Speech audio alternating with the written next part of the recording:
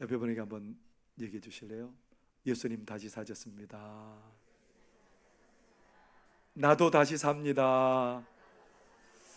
당신도 다시 사십니다.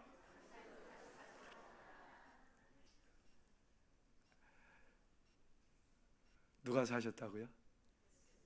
네, 우리 주님 다시 사셨답니다. 테니스 경기 별로 좀 생소한 거죠. 우리가 자주 접해보지는 않지만 테니스 대회가 굉장히 많답니다.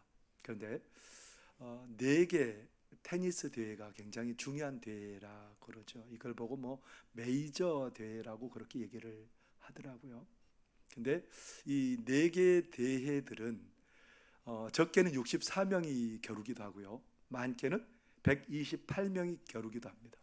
그런데 그렇게 출전하는 사람에게 처음부터 얼마의 수당이 주어지냐면 1억 가까이 되는 출전 수당이 주어집니다. 그래서 한 경기 한 경기 이길수록 굉장히 많은 수당이 지급되는데요. 나중에 우승하면 30억 정도 준답니다. 몇 경기만 이기면 되냐면 128명이 겨루면 6경기 이기면 되고요. 그리고 64명이 겨루면 5경기 이기면 30억을 받을 수 있습니다. 5경기 이기면 된대요. 해보시죠. 5경기 정도면 이거 해볼만 하잖아요.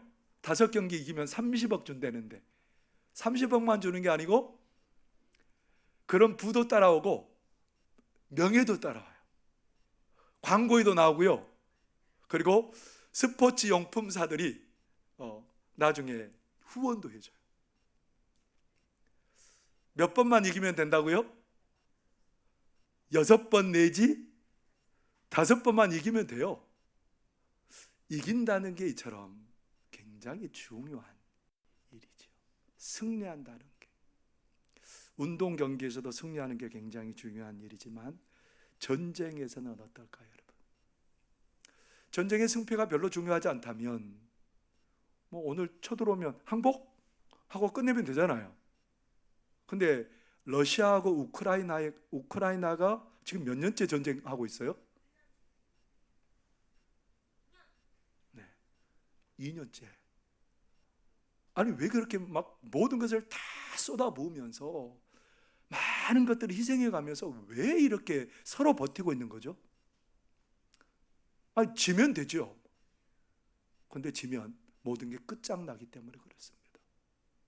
영토를 빼앗기고 내가 가진 것들을 빼앗기고 다 빼앗기기 때문에 모든 것들을 다 쏟아부어서도 이겨야 돼요. 그렇기 때문에 2년이나 전쟁이 끌어지고 있습니다. 여러분, 그러나 운동 경기 한 경기 이기고 전쟁 한 번 이기고 그랬다고 모든 게 끝나는 게 아니에요. 이거 한 번 주고 말면 그만이죠. 그런데 여러분, 영원한 승부가 있다는 거 아세요? 이것 때문에 영원한 승패가 나뉘어진다는 거 여러분 아세요? 영원히 죽는 쪽이 한쪽이 있고요, 영원히 사는 쪽이 한쪽이 있어요. 이 영원을 좌우하는 이 싸움, 여러분 어쩔까요? 여러분 어떠세요? 이길 수 있으세요? 오늘 그 현장을 우리에게 알려주고 있네요. 예수님께서 나인이라는 마을에 들어가시는데 제자들과 많은 사람들이 예수님을 따라갑니다. 그런데 심상치 않아요. 분위기가 마을 입구에 점점 가까워지는데 막 이상한 행렬이 오고 있어요. 점점 가까이 오고 있는데 울음소리가 들리는 거예요. 세상 다 빼앗긴 것 같은, 모든 것들을 다 잃어버리고 너무너무 안타까워서 그냥 애끓는 그런 울음이 점점 가까워오는 거예요. 한 젊은 사람을 메고, 죽은 젊은 사람을 메고 뒤에 너무너무 슬프게 통곡하는 한 여인이 뒤따르고, 그 여인의 감정이 옆에 사람들에게 전해져 가지고 옆에 사람들도 눈물을 흘리고 있고, 관을 메고 오는 사람들도 눈물을 흘리고 있습니다.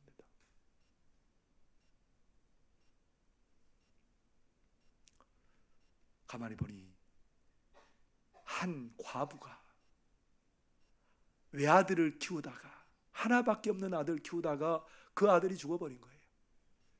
이 아들 자라면 장가도 보내고 그리고 손자 손녀도 좀 안아보고 행복할 날을 기다렸더니 이 아들이 청년 때 죽어버린 거예요. 세상 다 잃어버렸어요. 모든 소망 다 사라져버렸어요.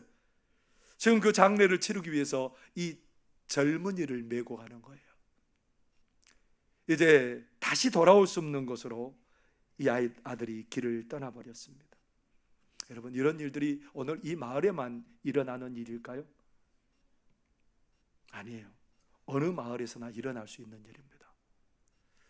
이 일은 어떤 가정에서만, 특별한 가정에서만 일어나는 일이 아니고 모든 가정에서 다 일어나는 일입니다. 그런데 그 일이 나에게 닥치기 전까지는 나에게는 없는 일이라고 우리가 그렇게 생각하고 살아가죠. 나와 상관없는 일이기 때문에 그런 일들을 애써 외면하고 살아가는 겁니다. 그런데 이건 일상적인 일이에요. 사실은 특별한 일이 아니에요. 일상적으로 모든 사람에게 일어나는 일입니다. 단기 선교 때 제가 지난번에 2월 달에 필리핀 갔잖아요. 근데 필리핀에도 장례를 치르는 그런 가정이 있었어요. 필리핀 단기 선교를 끝나고 왔더니 우리 교회도 세 가정의 그 가정이 그런 슬픈 이별을 해야 되는 그런 가정들이 생겼습니다. 특별한 일이 아니라는 거예요. 항상 가까이 있다는 거예요. 조 목사는 어떨까요? 그런 일이 안 일어났을까요? 미안하지만 제가 초등학교 5학년 때 제 여동생이 그렇게 세상을 떠났습니다. 5학년 때. 중학교 1학년 됐더니 제가 형제처럼 늘 함께 늘 붙어 다녔던 사촌, 동갑내기 사촌이 죽었습니다. 2019년에는요 저희 아버님이, 나와 계속해서 같이 계실 것 같은 그 아버님이 제 곁을 떠나셨습니다. 여러분, 이게 특별한 사람에게만 일어난 게 아니더라고요. 모든 사람에게 이 일이 일어나는 거예요. 그래서 우리는 이 죽음을 운명처럼 받아들입니다. 왜냐하면 그 죽음과 싸워서 아무도 이길 수 없기 때문에 그렇습니다. 이길 수 없으니 어때요? 운명처럼 받아들이는 일밖에 할 수 있는 게 우리가 없거든요. 우리 죽음이라는 것은 모든 것을 다 삼켜버리죠. 모든 것을 다 단절시켜버리죠. 죽음은 절망이에요. 정말 절망인 이유는 뭐냐면 내가 아무리 해도 이길 수 없거든요. 100번 싸워도 1000번 싸워도 죽는 게, 지는 게 죽음과의 싸움입니다. 그런 절망적인 상황 가운데 예수님께서 이 나인이라는 마을에 들어오셨습니다. 그 장례행렬을 보십니다. 오열하는 그 여인도 보시고요. 근데 예수님께서 그 장례행렬을 보시면서 뭐라 그러셨을까요? 13절 같이 한번 읽어볼까요? 한번 읽겠습니다. 시작. 주께서 과부를 보시고 불쌍히 여기사 울지 말라 하시고. 우리 예수님께서 그 과부를 보시고 뭐 했다고 말씀하세요? 불쌍히 여겼다는 말이 사실은 어떤 말이냐면 창자까지 뒤틀린다라는 말이에요. 창자가 꼬인다는 말이에요. 여러분, 장이 꼬이면 어떤 일이 벌어질까요? 이건 죽도록 아픈 거예요. 우리말로 조금 더 이해하기 쉽게 표현하면 가슴앓이를, 심한 가슴앓이를 한다는 거예요. 장이 뒤틀리고 심한 가슴앓이가 있으면 그냥 넘어갈 수 있어요. 그거 풀어야 가슴앓이가 풀릴 거 아니에요. 그런데 예수님께서 그 행렬을 보시고 너무너무 심한 가슴앓이를 하신다. 왜 가슴앓이 할까요? 그 여인이 얼마나 큰 아픔 중에 있는지 알기 때문에 그래요. 얼마나 큰 상실과 좌절 가운데 있는 것을 알기 때문에 예수님께서 깊은 가슴앓이를 하고 계시다는 말입니다. 예수님은 이 여인 때문에만 가슴앓이를 하는 것이 아니라 오늘 우리 인생들이 겪는 모든 고난들을 아시고 예수님은 그것 때문에 가슴앓이를 하고 계시다는 겁니다. 그런데 그 예수님이 가슴마리만 하고 끝나는 게 아니고 뭐라고 그러셨을까요? 그 여인에게 뭐라고 그래요? 울지? 아이, 왜 울지 말라고 그래요? 아이, 장례가 났고 가족을 잃었으면 실컷 우세요. 그걸 맞잖아요. 실컷 안 울면요, 그게 응어리져 가지고요 안 풀려요. 그런 일이 벌어지면 어떻게 해야 돼요? 속이 후련하도록 실컷 울어야 돼요. 뭐라고 말씀하셔야 맞는 거예요? 실컷 우세요. 그리고 이제 훌훌 털어버리세요. 뭐라 그래야 맞아요? 실컷 우세요. 털어버리세요. 그리고 왜냐하면 이 죽은 거를 어떻게 되돌릴 수가 없잖아요. 그러니까 실컷 우세요. 그래야 되는데 예수님께서 뭐라 그러세요? 아니 도대체 왜 울지 말라고 그러는 거예요? 실컷 울어야 되는데. 왜 그럴까요? 우리 예수님께서 그 여인의 슬픔의 원인을 제거할 만한 능력이 있으세요. 사랑이 있으세요.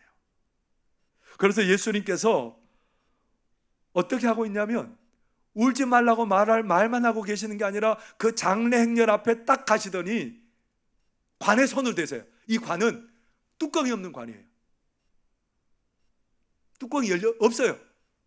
그래서 그 관에 딱 손을 대는데 이거 아무나 하는 일이 아니에요. 그 관을 만지면 사람이 더러워져요. 부정해져요. 그래서 누구도 장례 행렬 중에 누구도 그 관을 맞서서 손대는 사람은 아무도 없어요. 지금까지 없어요. 그런데 누구는 예수님은 가가지고 관에 덕 손을 얹으세요.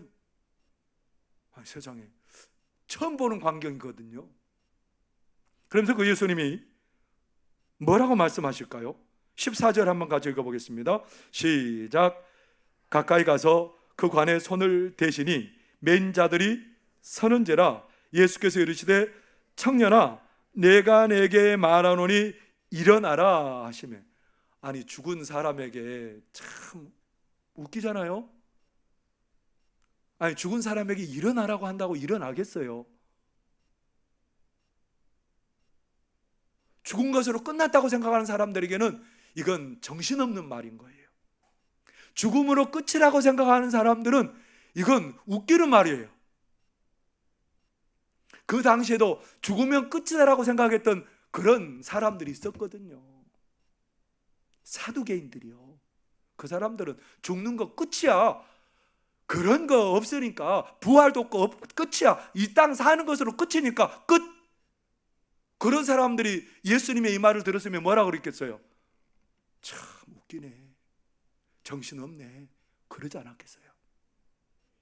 아니 죽은 사람에게 일어나라 그러니까 그 당시에도 많은 사람들이 죽으면 끝이라고 생각했다니까요. 근데 어떤 일이 벌어졌을까요? 15절 말씀 같이 한번 읽어볼까요?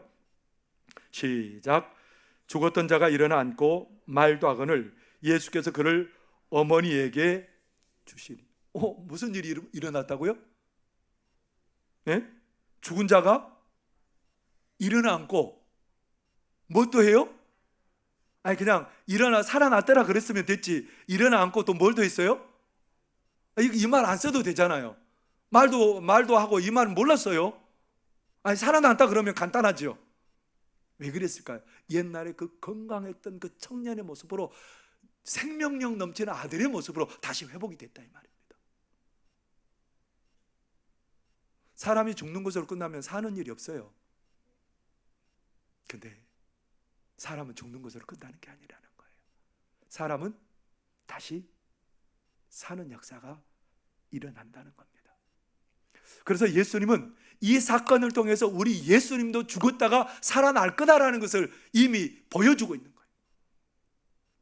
사도 베드로가 예수님께 대한 믿음을 고백합니다. 예수님이 얘들아 사람들이 나를 누구라고 하다냐 이렇게 얘기를 하는데 그러면 너희들은 나를 누구라고 하는데 그러니까 베드로가 뭐라고 말해요? 주는 그리스도시고 하나님의 아들입니다. 그 다음에 연거푸하시는 예수님의 말씀이 뭐였을까요? 누가복음 9장 22절에 보면 이렇게 말합니다. 이르시되 인자가 많은 고난을 받고 장로들과 대제사장들과 서기관들에게 버림받아 죽임을 당하고 제3일에 살아나야 하리라 하시고, 예수님이 어떻게 되신다고요? 우리 인생들의 죄를 다 짊어지시고 예수님이 죽으시고 다시 살아나신다는 거예요. 모든 인생들을, 예수 믿는 모든 인생들을 살기 위해서 예수님 다시 살아난다는 거예요. 근데 살아났을까요, 정말로? 살아났을까요? 누가복음 24장 39절 같이 한번 읽어볼까요? 시작. 내 손과 발을 보고 나인 줄 알라. 또 나를 만져보라. 영은 살과 뼈가 없으되 너희 보는 바와 같이 나는 있느니라. 예수님께서 그때 뭐 하고 있었냐면, 사실은 예수님이 십자가에 죽으시고 무덤에 묻히셨어요. 그러니까 이제 그 엠마오로 가는 두 제자가 뭐 서로 이제 코를 빠뜨리면서 막 슬픈 낯을 띠고 내려가는데 한 사람이 온 거예요. 사실 예수님이었어요. 예수님이 그들과 동행하면서 성경 말씀을 막 얘기해 주는데 갑자기 막 그들의 가슴이 막 콩닥거리면서 뜨거워지는 거예요. 나중에 보니까 누구예요? 근데 그것을 깨달은 순간 예수님 가셨어요. 그리고 막 그들이 부활하신 예수님, 다시 사신 예수님을 전하려고 예루살렘에 막 가가지고 예수님, 다시 사신 예수님을 내가 만났습니다 막 제자들과 얘기를 하는데, 제자들 중에 어떤 사람도 베드로도 만났대. 그렇게 막 서로 그런 얘기를 하고 있는데 예수님께서 갑자기 쑥 들어오셨어요. 다시 사신 예수님이 들어오니까 이 사람들이 막 귀신인 줄 알고 깜짝 놀고 막 무서워하는 거예요. 귀신인 줄 알고. 아니, 다시 살아난 것을 본 적이 없으니까. 그렇게 무서워하니까 예수님께서 뭐라고 그러신 줄 아세요? 오늘 말씀대로, 아까 말씀대로 내 손과 발을 만져봐라. 내가 너희를 위해서 이렇게 못 박힌 내 손과 발을 만져봐라. 다시 살았는데 상처가 있는 거예요, 예수님이.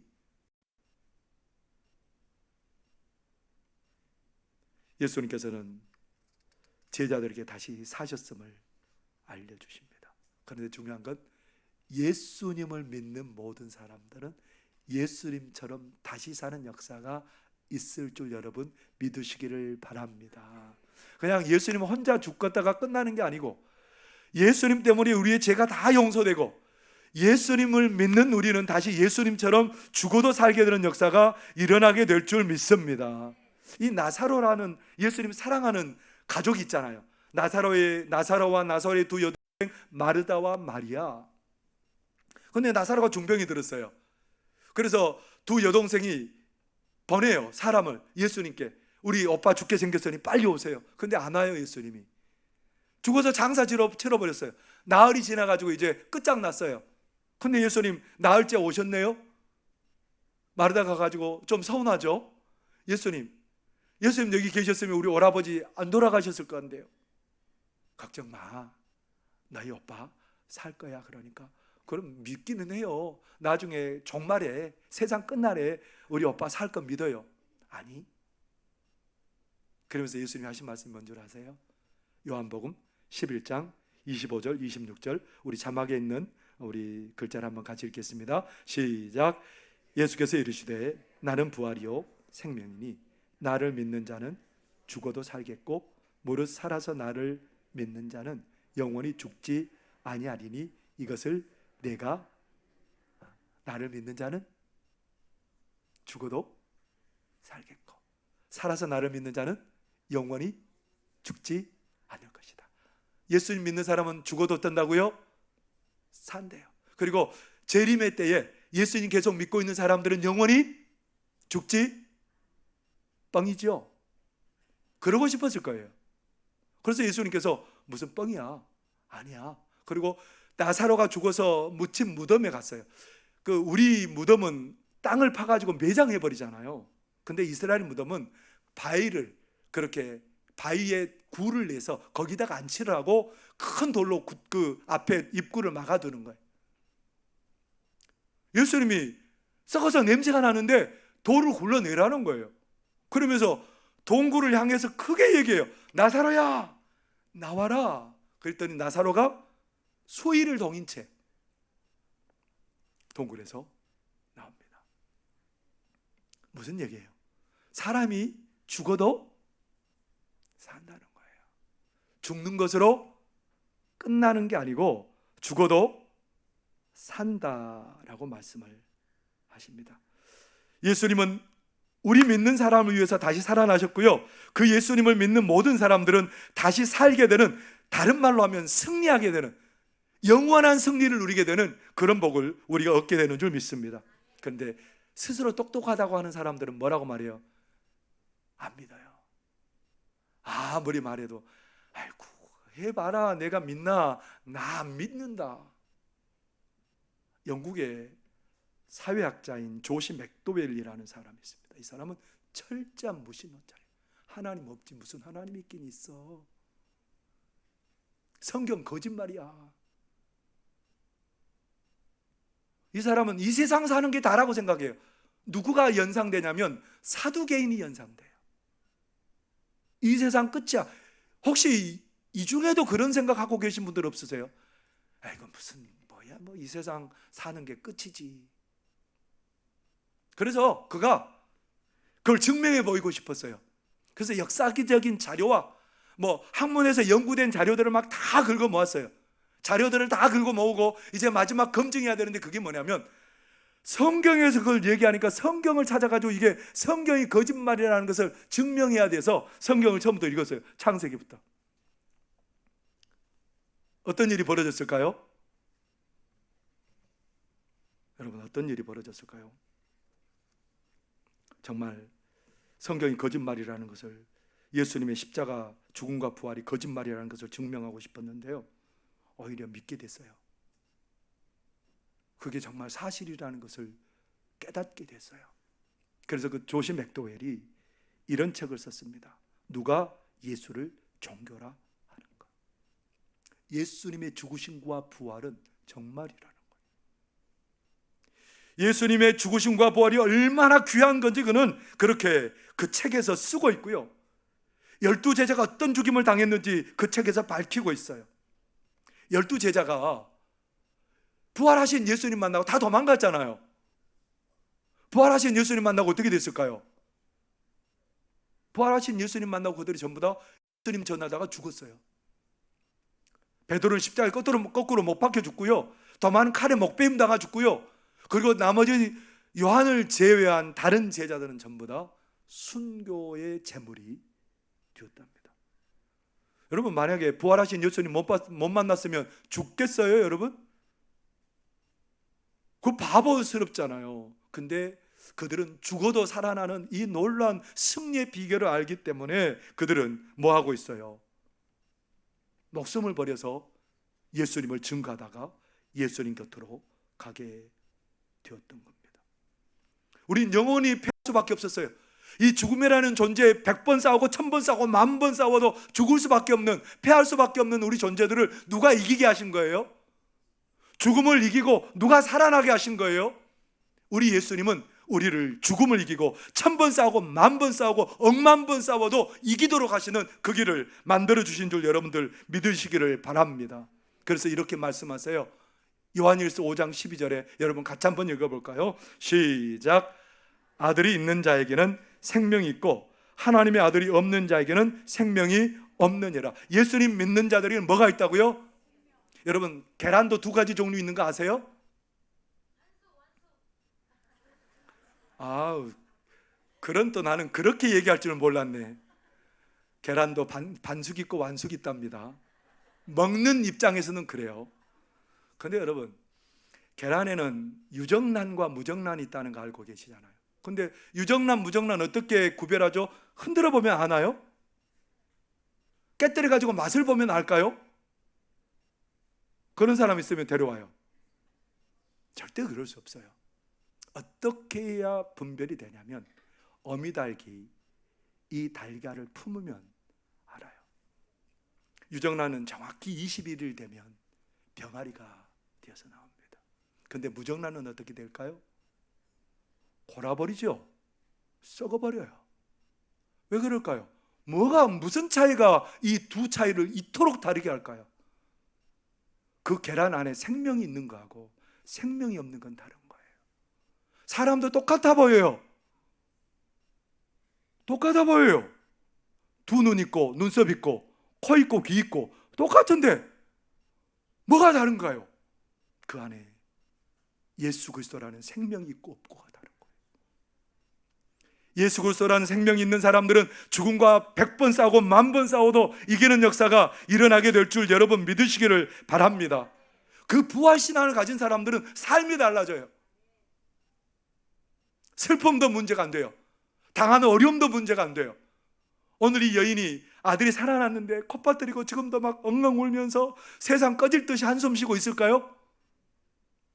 어땠을까요? 이 여인이 막 일어나가지고 덩실덩실 춤을 추고 막 정신 나간 사람처럼 막 뛰어다니고 막 그러지 않았겠어요? 저는 그랬을 것 같아요. 막 혼자 웃다가 혼자 너무너무 기뻐서 울다가 막 다른 사람들이 보기에는 정신 나간 사람 같아요. 아들이 살았으니 여러분 정신 나간 사람 같이 보이지 않겠어요? 밥 먹다가도 웃고 잠자다가 갑자기 일어나서 웃고 너무너무 그것이 안 믿겨져가지고 너무너무 행복해서 웃고 감사가 막 넘치는 거예요. 어째요? 어떻게 나에게 이런 일이 일어났을까? 어떻게 나에게 이런 일이 일어났을까? 너무너무 감사해서 그리고 내일을 생각하니까 더 좋은 거예요. 이 아들이 이제 결혼도 하고 자녀도 낳고 아이고 믿음의 대도 이어가고 막 너무너무 행복한 거예요. 아들이 살아났으니까 이런 일이 벌어진 거잖아요. 부활하신 예수님 우리 가운데 계신다는데 여러분 그 부활신앙을 가진 사람마다 죽음과 고난과 모든 것에서 이기는 역사가 일어나게 될 줄 믿으시기를 바랍니다. 아브라함이 100세 때 아들 낳았대요. 아내는 90세 때 죽어버린 몸에서 아들이 난 거예요. 하나님이 약속했기 때문에 하나님이 안 낳게 할 수가 없었어요. 뭔 약속이었어요? 아들 주셔가지고 하늘의 별처럼 바다의 모래처럼 내가 많이 번성하게 해줄게 하나님 약속했거든요. 그래서 90세 된 할머니가 아들을 낳았어요.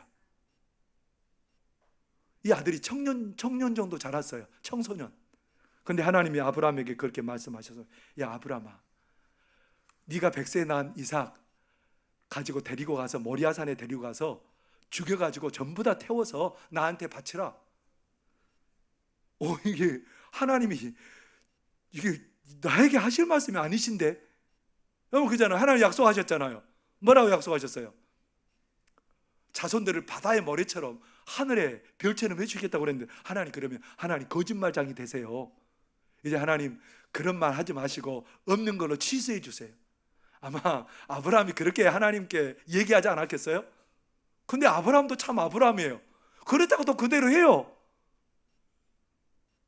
아니 도대체 아브라함이 정신이 있는 거예요. 따져도 몇 번 따져야 되는데 그냥 해요. 나귀 2마리 끌고 종 2명 데리고 거기에다가 자기 아들을 태워가지고 그 태울 장작 싣고 불 가지고 모리아산 밑에 가가지고 사흘길 가가지고 종하고 나귀들 다 내려놓고 그 장작을 누구한테 지우고요. 죽여야 되는 이삭에게 장작 지우고요. 자기는 불 들고 정말 올라갔어요. 나무를 이렇게 다 가지런히 놓고 이삭을 그 위에다가 놓고 그리고 칼로 정말 죽이려고 높이 들었을 때 하나님의 사자가 다급하게 아브라함 그만둬라. 뒤에 숯불 뒤에 순양이 걸려 있으니까 그거 잡아다가 바치고 이삭에게 손대지 마라. 뭐 했다는 얘기예요? 하나님이 네가 얼마나 하나님을 경외하는지 이제 알았다. 그러면서 하나님께서 하나님의 사자를 통해서 뭔 말씀해 주셨을까요? 창세기 22장 16절에서 18절입니다. 이르시되 여호와께서 이르시기를 내가 나를 가리켜 맹세하노니 내가 이같이 행하여 내 아들 내 독자도 아끼지 아니하였은즉 내가 내게 큰 복을 주고 내 씨가 크게 번성하여 하늘의 별과 같고 바닷가의 모래와 같게 하리니 내 씨가 그 대적의 성문을 차지하리라. 또 내 씨로 말미암아 천하 만민이 복을 받으리니 이는 내가 나의 말을 준행하였음이니라 하셨다 하니라. 아브라함에게 더 큰 복 주시기 위해서 그런 사실 하나님이 시험을 하신 거예요. 근데 아브라함이 참 아브라함도 아브라함이에요. 왜 그랬을까요? 왜 그랬을까요? 아들 죽이면 끝장인데. 그게 궁금하잖아요. 아브라함에게는 여러분 부활신앙이 있었어요. 부활신앙. 로마서 4장 17절에 보면 이렇게 기록하고 있죠. 함께 읽겠습니다. 시작. 기록된 바 내가 너를 많은 민족의 조상으로 세웠다 하심과 같으니 그가 믿은 바 하나님은 죽은 자를 살리시며 없는 것을 있는 것으로 부르시는 하나님이시니라. 그가 하나님 어떤 분이라고요? 어떤 분이라고요? 죽은 자를 살리시고 없는 것도 있도록 하시는 창조주 하나님. 이삭 태우면 누가 다시 살릴 걸 믿어요? 하나님 그럴 수 있는 분이에요. 이 세상 지으신 하나님이 못하실 게 있어요? 저를 이렇게 멋지게 만드신 하나님이 못하실 게 있겠어요? 우리 하나님 못하실 게 없어요. 우리 하나님 못하실 게 없어요.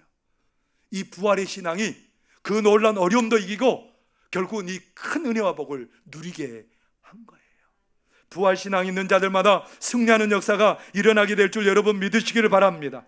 김유비 목사님이 있는데요, 이 목사님이 어렸을 때부터, 아기 때부터 이 아빠가 막 엄청난 폭력을 해대는 거예요.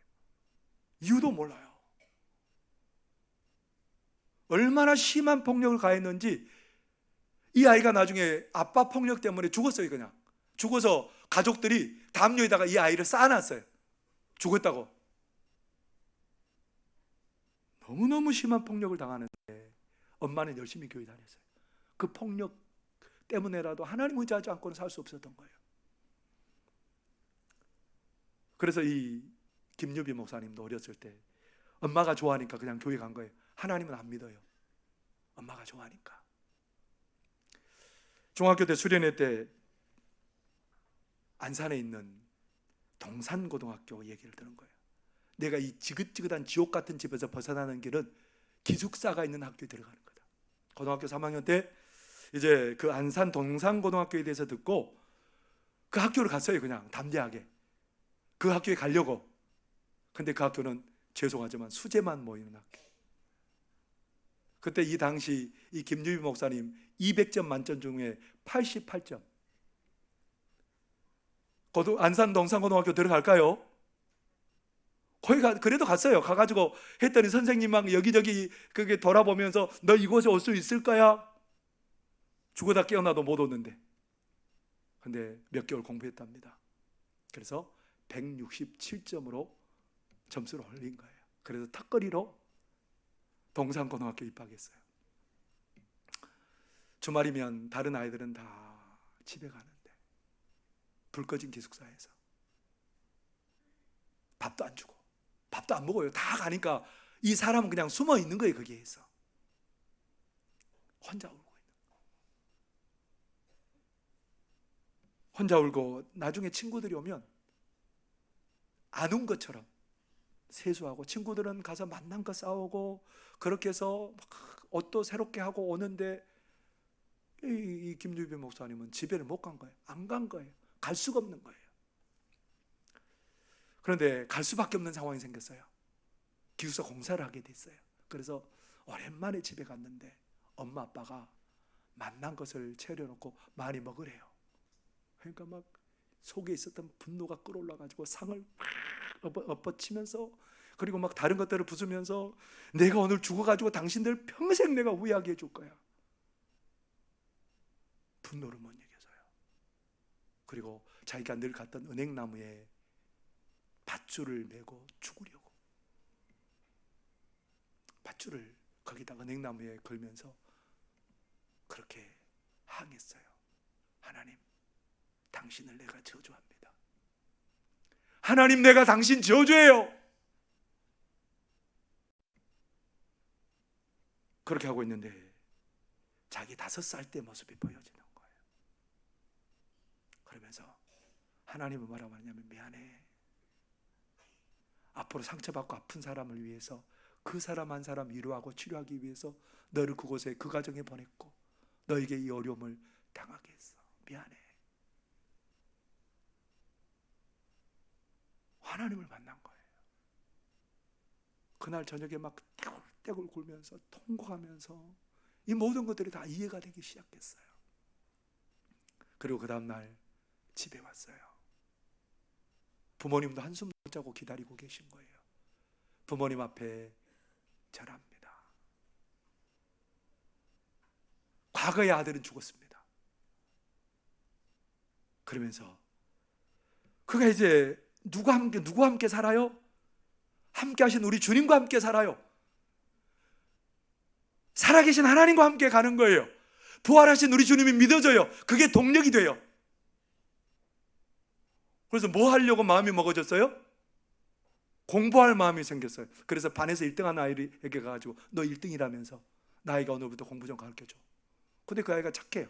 그래가지고 공부를 가르쳐줬는데 나중에는 그 아이보다 더 성적이 좋아져 버렸어요.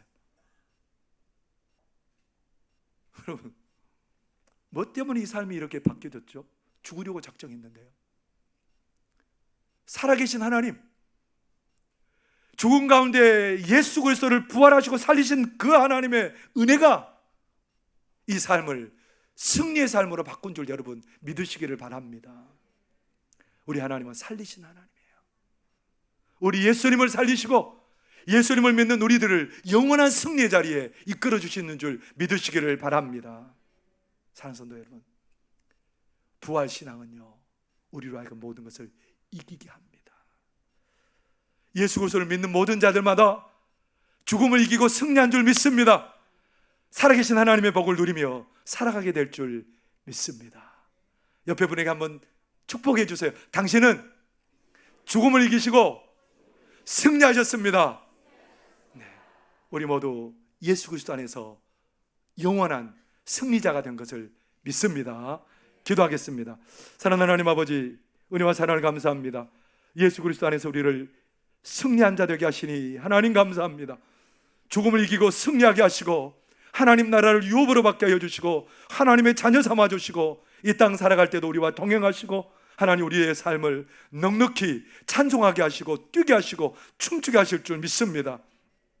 부활신앙으로 저희들이 넉넉히 그런 기쁨의 삶, 소망의 삶을 살아가도록 은혜 베풀어 주옵소서. 예수님 이름으로 기도하옵나이다. 아멘.